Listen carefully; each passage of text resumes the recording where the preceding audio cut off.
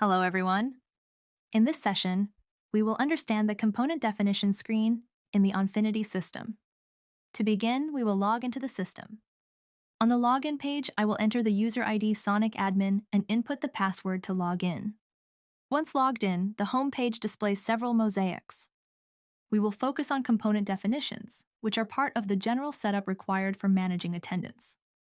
To access the screen, click the menu icon on the top left corner and search for Component Definition, or navigate through the HR Management folder. Inside the HR Management folder, General Setup is available. Within General Setup, locate the Component Definition screen and click on it. To start, we will understand the purpose of Component Definition. Component Definition allows you to create and configure specific payroll or attendance components. In the context of attendance, we use it to define specific attendance-related parameters. This defines normal working hours. It also defines normal overtime hours, which are hours worked after a shift. Additionally, it defines week-off overtime hours, which are hours worked on weekly offs. Furthermore, it defines holiday overtime hours, which are hours worked on holidays. These components are essential for capturing accurate attendance data and linking it with payroll processing. This screen opens in single view mode. You will see the header section and on the right side, various tabs. For attendance components, we will use only specific fields in the header and one tab, Input Value. Other tabs are not applicable, so we can skip those. In the header fields, you can see the organization. For organization, I will select Star to make this component applicable across all organizations. If you want to choose any other organization, you can select it from the drop-down menu.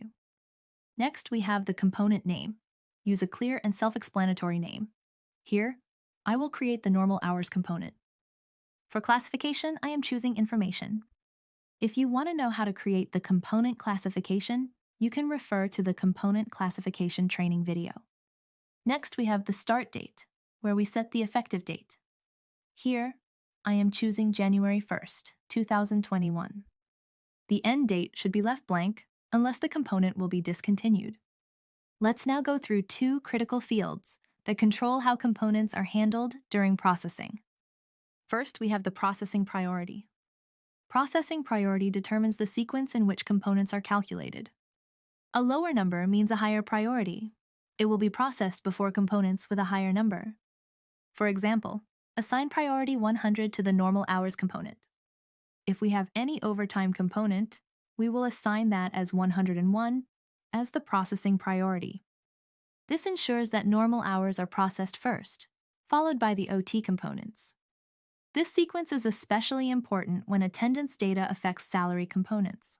Always assign processing priorities in a logical and structured way. Next, we have the processing type. The processing type defines how frequently a component is used. In the drop-down, we can see non-recurring and recurring. Recurring means it appears in every payroll cycle. Use this for fixed salary elements like basic pay. Non-recurring means it appears only when applicable. For example, normal hours will only be used if the employee is present, so we select non-recurring for this attendance component. This ensures that the system includes components only when they are actually relevant. Next, we have a few checkboxes. Now enable these checkboxes. Multiple entry allowed is a checkbox that allows entries in the work information screen. It enables all attendance records to be entered for each day. The information component setting allows you to mark it as a non-payroll component. This is used solely for attendance tracking. To exclude a component in retro calculation means you are preventing this component from being included in retroactive payroll adjustments. Retro pay itself is a part of the payroll module. Activating this checkbox ensures that attendance components are not recalculated when processing past pay runs. You have the option to enter a description for documentation purposes.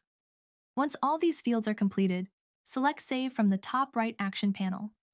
After the data is saved, you will then go to the Input Value tab located on the right panel. You will see that organization and component type are automatically filled from the Header tab.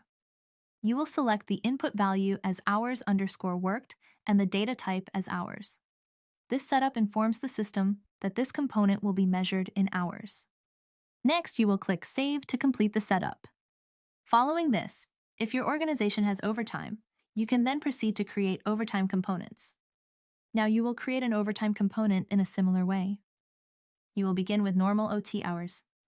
From the action panel, you will use the copy function to duplicate that record. Then, update the component name to normal OT hours. Next, change the processing priority to 101, ensuring it is processed after normal hours. You will keep all the other fields the same. You will then save that record and proceed to the Input Value tab. On this tab, you will choose input value as hours_worked and data type as hours. Finally, save that record. You will repeat this process for the week off, OT hours, and holiday. OT hours components. You will use the processing priority and sequence for these new components. So now, you have created one normal hours component and one normal OT hours component. These components will be available for accurate attendance tracking and payroll integration. That concludes today's session on the component definition screen. Thank you for attending. I will see you in the next session, where we will cover the component link setup.